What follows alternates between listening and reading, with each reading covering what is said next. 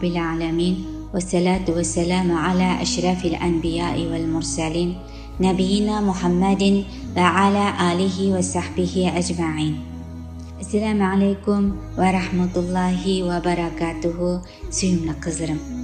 Allah'ın muvaffaq qilishi bilan saq-salamat Ramazon yig'i yetib oldik. Yillar ilgari sizlar bilan bir kemiga chiqib safarimizni boshlagandik.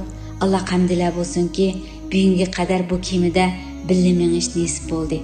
Güzel qizlarim, sizlar bu ummatning umidi, bu millatning kelgusi. Hadis sharifda bir musulmon yaxshi ko'rsa, uningga yaxshi ko'rdiganligini essin deyilgan. Avval so'zimni sizlarni Alloh uchun bekli yaxshi ko'rdiganligimni ifodalash bilan boshlayman. Qizlarim, sizlarni bek yaxshi ko'raman. Allah va uning payg'ambari sizlarni yaxshi ko'rdigan musimalardan bo'lishinglarni Allohdan tilayman.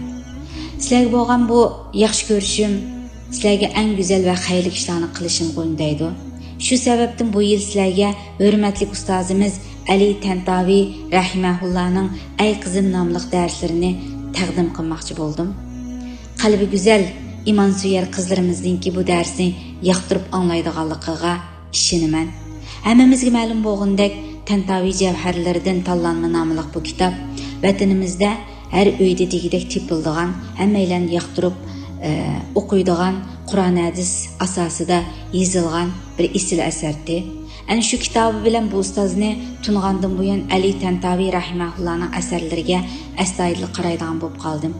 Keyin ustozimizning Ay qizim nomli kitobi bilan uchrashish fursatiga erishdim. Bu kitobni qo'limga olgandan keyin kitobdagi mazmunlar xuddi barliq ota-onalarningki qizlarga aytadigan yurak so'zlaridek, xuddi bizga atab yozilgandek, uningki tarbiyaviy ahamiyatlarininki o'zi qizlarimiz uchun bir go'zal nasihatlardek his qildim. Shuning bilan bu qimmatlik darsliklarning o'zini sizlarga har vaqt qisnib kelgandim. Allohning muyassar qilishi bilan bu yil Ramazon oyida bu darslarni ekran oldidagi suyumli qizlarimiz bilan va sizlar bilan o'rtoqlashish nasib bo'ldi. Alhamdulillah. Kitobimiz "Ey qizim" deb turib xitob qildi. Darsni anglagan vaqtida xuddi o'zinglarning dadanglardan yoki onlaringlardan bu nasihatni anglayotgandek his qilib o'tasanglar, qalbinglarga ta'siri texnik kuchli bo'ldi deb o'ylayman. Chunki bu kitobdagi har bir xitoblarning o'zi barliq ota-onalarningki yurak so'zlari, qizlari qildigan nasihatlari deb tushunaman.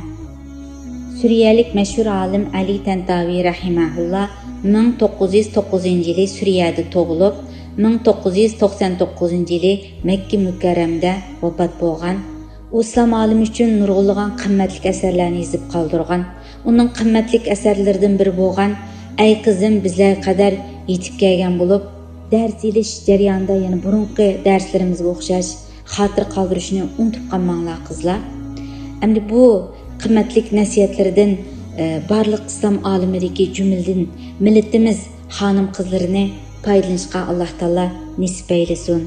Shayxning qizlari balog'at yoshiga yetib hijoblanish yoshlariga kelganda ayoliga bozordagi eng chiroyli hijobni, ya'ni yog'liqni ep berishni buyurgan ekan.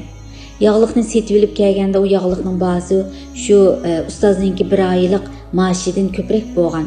Nima uchun buncha qimmat yog'liqni olgan deganda, qizlarining yog'liq chekishdan xijil bo'lib qolmasligi uchun, boshqalarning shu qizlarningki o'rinda bo'lishlikni orzu qilishliklari uchun shunday qilgan ekan. Demak, ustoz qizlarining qalbiga yog'liq chekishning ulug' bir ibodat ekanligini ularning qalbiga singdirish uchun shunday qilgan.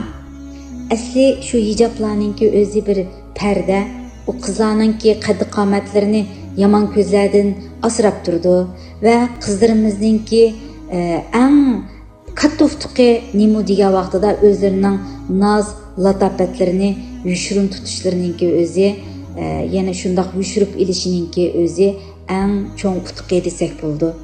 Qo'limizdagi bu kitob buni yana qizlarningki ahvollarini nihoyatda cho'nqur tushungan uzun yillik tajribasiningki natijasi desak bo'ldi. Kitobni o'rganish jarayonida biz kitobni o'qishdan boshqa yana o'zimizningki atrofimizdagi amaliy misollarni tang qizlar bilan o'rtoqlashimiz. Ustozimizning bu qimmatli nasihatlarini bu Ramazon oyida eslatib o'tishga nasib qilgandek hammalarni uningga amal qilishga muvaffaq qilsin. Amin. Derslerimiz her haftaning dushanba, çarşamba, cuma kunlari o'tiladi. Darsdan keyin darsimizga munosabatli bo'lgan savol qo'yiladi. Savollarga javob beradigan, eng tez, eng to'g'ri javob bergan qizimizga Ramazonlik kichkina hadiyalarimiz bor. Alloh taolodan bu darslarni biz uchun manfaatli, davomiy qilib berishini so'raymiz. Amin.